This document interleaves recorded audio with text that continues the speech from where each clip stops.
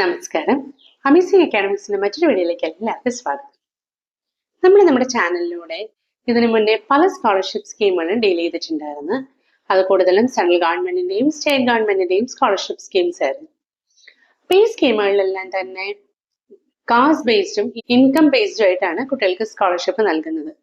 ചുരുക്കം സ്കോളർഷിപ്പുകൾ മാത്രമേ ഉള്ളൂ ഇൻകം മാത്രം നോക്കി നൽകുന്ന സ്കോളർഷിപ്പുകൾ. പല കുട്ടികളും ജനറൽ കാൻഡിഡേറ്റ്സിന് അപ്ലൈ ചെയ്യാൻ പറ്റിയ ഏതെങ്കിലും ഒരു സ്കീംസ് ഉണ്ടോ, ഇൻകം ലിമിറ്റ് വളരെ ലോ ആണ്, അങ്ങനെയുള്ള എന്തെങ്കിലും സ്കോളർഷിപ്പ് സ്കീംസ് എല്ലാം പറയുമെന്ന് പറഞ്ഞിട്ട് കമന്റ് ചെയ്യാറുണ്ട്. സെൻട്രൽ സെക്ടറിലുള്ള കുറച്ച് സ്കീംസ് എല്ലാം നമ്മൾ കുട്ടികളായിട്ട് ഇതിനു മുമ്പ് ഷെയർ ചെയ്തിട്ടുണ്ട്.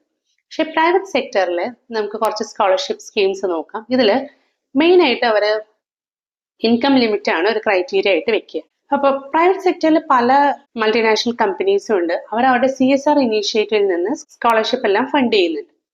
അപ്പൊ അങ്ങനത്തെ ഒരു സ്കോളർഷിപ്പാണ് ഈ കോർട്ടീവ അഗ്രി സയൻസ് നൽകുന്ന ഒരു സ്കോളർഷിപ്പ്.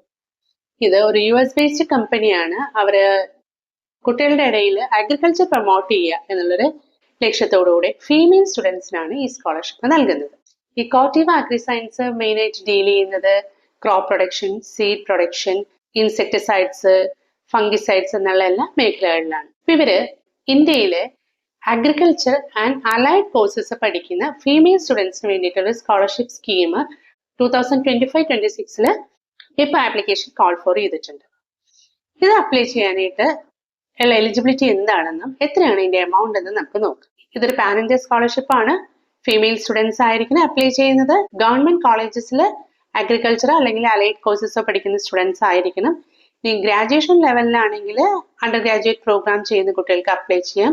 പോസ്റ്റ് ഗ്രാജുവേഷൻ ലെവലിലാണെങ്കിൽ MBA, MSc, MTech എന്നീ കോഴ്സുകൾ അഗ്രികൾച്ചർ റിലേറ്റഡ് പഠിക്കുന്ന സ്റ്റുഡൻസിന് അപ്ലൈ ചെയ്യാം.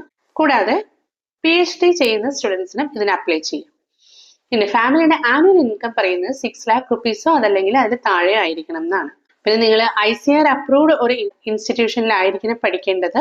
അതല്ലെങ്കിൽ ഏതെങ്കിലും ഒരു സ്റ്റേറ്റ് അഗ്രികൾച്ചർ യൂണിവേഴ്സിറ്റിയുടെ കീഴിൽ ഒരു ഗവൺമെന്റ് കോളേജിൽ പഠിക്കുന്ന സ്റ്റുഡന്റ് ആയാലും മതി. ഈ സ്കോളർഷിപ്പ് എമൗണ്ട് ഒരു വൺ ടൈം ഗ്രാൻഡ് ആയിട്ടാണ് നിങ്ങൾക്ക് ലഭിക്കുക. അതായത് റിന്യൂവൽ കാര്യങ്ങളൊന്നുമില്ല, ഒറ്റ പ്രാവശ്യമാണ് നിങ്ങൾക്ക് ഇതിന്റെ എമൗണ്ട് ലഭിക്കുക. ഇത് അണ്ടർ ഗ്രാജുവേറ്റ് ലെവലിൽ 25,000 ആണ്.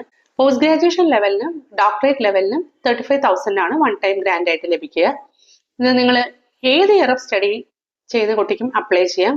നിങ്ങൾ ഫസ്റ്റ് ഇയർ സ്റ്റുഡന്റ് ആവണം തന്നെയില്ല, നിങ്ങൾ ഏത് ഇയറിൽ പഠിക്കുന്ന സ്റ്റുഡൻസിന് വേണമെങ്കിലും ഇതിന് അപ്ലൈ ചെയ്യാം.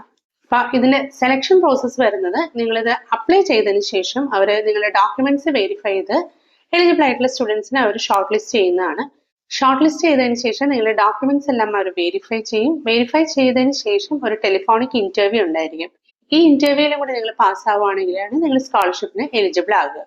എലിജിബിൾ ആയിട്ടുള്ള സ്റ്റുഡൻസിനെ അവർ അറിയിക്കുന്നതാണ്. അപ്ലൈ ചെയ്യുമ്പോൾ നിങ്ങൾ കുറച്ച് ഡോക്യുമെന്റ്സ് നിങ്ങൾ കയ്യിൽ കരുതണം. അതായത് ആദ്യം തന്നെ വേണ്ടത് നിങ്ങളുടെ ബാങ്ക് അക്കൗണ്ടിന്റെ ഡീറ്റെയിൽസ് ആണ്. നിങ്ങൾക്ക് ഈ എമൗണ്ട് അവരുടെ ബാങ്ക് അക്കൗണ്ടിലേക്ക് ഡയറക്റ്റ് ബെനിഫിറ്റ് ട്രാൻസ്ഫർ വഴി ട്രാൻസ്ഫർ ചെയ്യുകയാണ് ചെയ്യുന്നത്. നിങ്ങളുടെ ബാങ്ക് അക്കൗണ്ടിന്റെ എല്ലാ ഡീറ്റെയിൽസും അവിടെ പ്രൊഡ്യൂസ് ചെയ്യണം. ഇത് കൂടാതെ നിങ്ങളുടെ വേണ്ടത് നിങ്ങളുടെ ഫോട്ടോ ഉള്ള ഐഡന്റിറ്റി കാർഡാണ്. അത് നിങ്ങളുടെ വോട്ടേഴ്സ് ID കാർഡോ ഡ്രൈവിംഗ് ലൈസൻസോ പാൻ കാർഡോ അതല്ലെങ്കിൽ ആധാർ കാർഡോ എന്ത് വേണമെങ്കിലും ആവാം.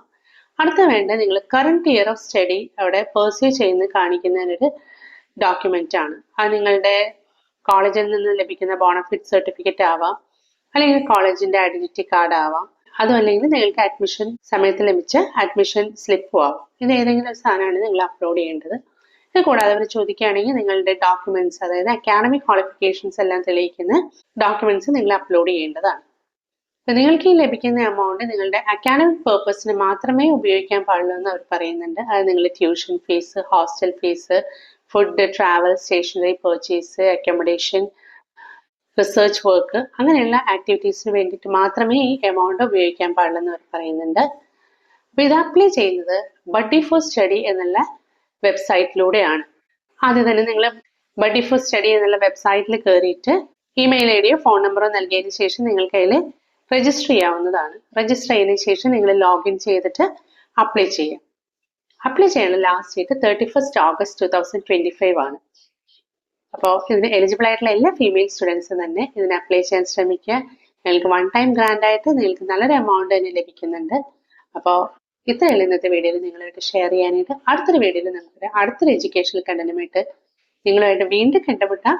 Until then, bye from Team Amazing Academics.